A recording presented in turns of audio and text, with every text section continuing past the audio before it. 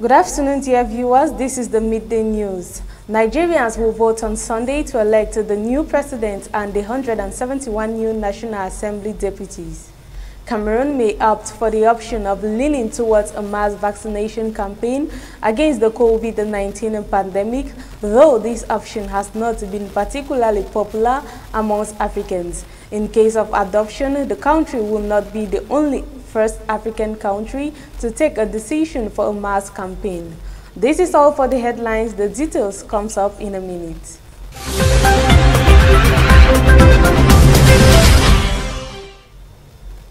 Cameroon may opt for the option of leaning towards a mass vaccination campaign against the COVID-19 pandemic, though this option has not been particularly popular amongst Africans.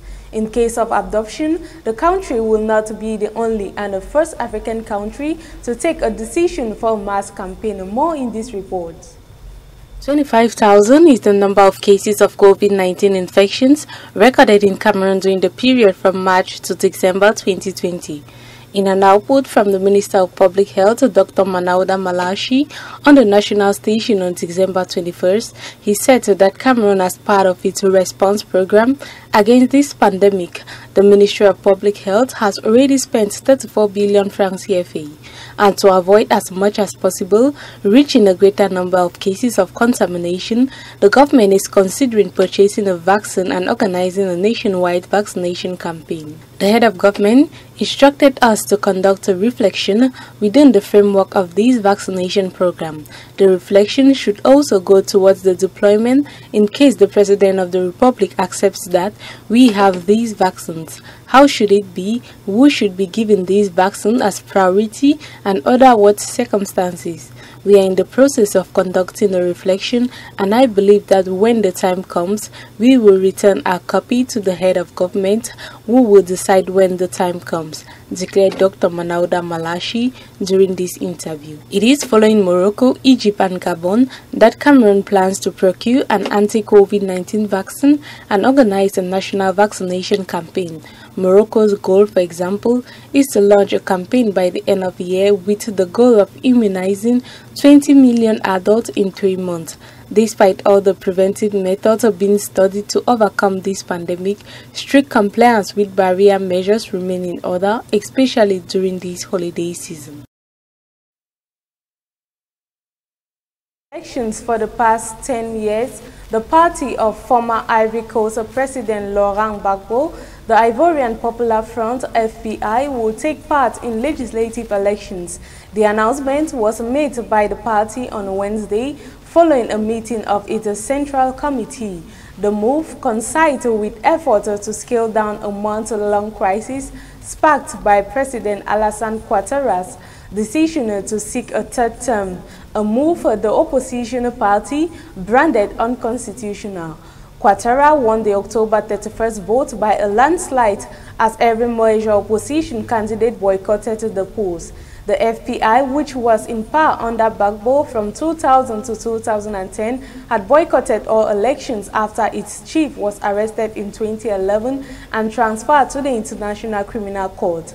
The party is split into a pro-Gbagbo faction and another headed by his former Prime Minister Pascal Affi-N'Guessan.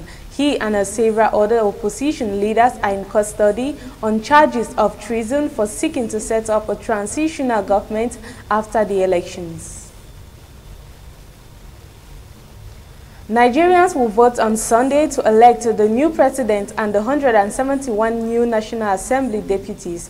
President Mahamadou Issoufou's right-hand man, Mohamed Bazoum, is the favored contender. Boubacar Senyi Gagara, a member of the communication unit of candidate Bazoum Mohamed, shared a few words with the media in this report. Now, with the coalition of parties supporting candidate Mohamed Bazoum, we are well over half of the mayorship in Niger.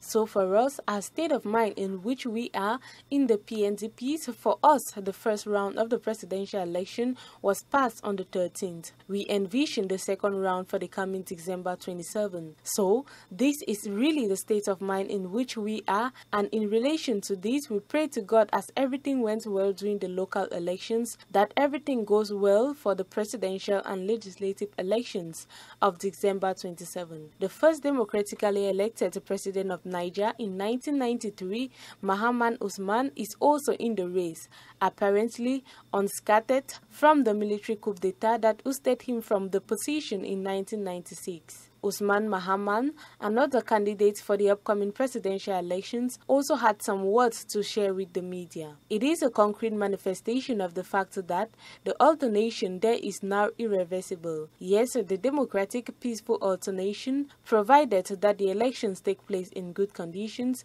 and that there is no fraud. But even the attempt at fraud, we are going to take steps to neutralize the various attempts at fraud. We are well aware of what is being prepared, and we are not going to allow ourselves to be taken advantage of. Yes, I think that this should not be our fight alone. It is the struggle of the entire Nigerian people, so that another alternative is offered to them. The December 27 election day comes 2 weeks after the municipal and regional elections, whose results some view as an indicative of Sunday's vote outcome. More than 100 people have been killed by unknown attackers in a village in western Ethiopia on Wednesday, December 23rd in the Bani-Shingwal, Gumes region, a day after a visit by Prime Minister Abiy Ahmed. A nurse at a local clinic told the press that more than 30 people had been admitted to the facility, including some in a critical condition. Some of the victims were shot while others were stabbed, the nurse added. In a statement, the Ethiopian Human Rights Commission said the attack took place in the village of Bekoji, which lies in an area home to multiple ethnic groups. More than 100 people have been killed in fires and shooting perpetrated by armed men during the pre-dawn attack, the commission said. Beyene Melese, a spokesman for the state government, blamed what he called anti-peace elements of the attack. On Tuesday, December 23rd, Prime Minister Abiy Ahmed traveled to the region to discuss the recurrence of ethnic-based violence in recent months.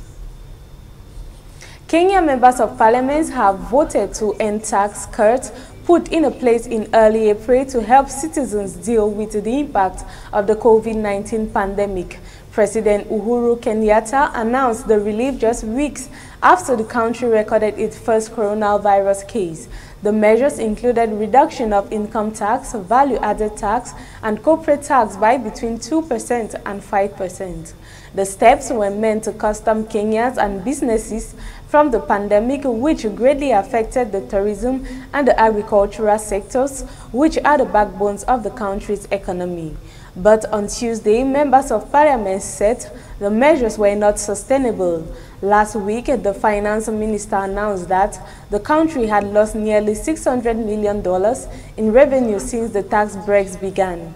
The MP's move has astounded and angered Kenyans, who say the pandemic has ravaged the economy, with millions of people losing their jobs and thousands of businesses closing down for good.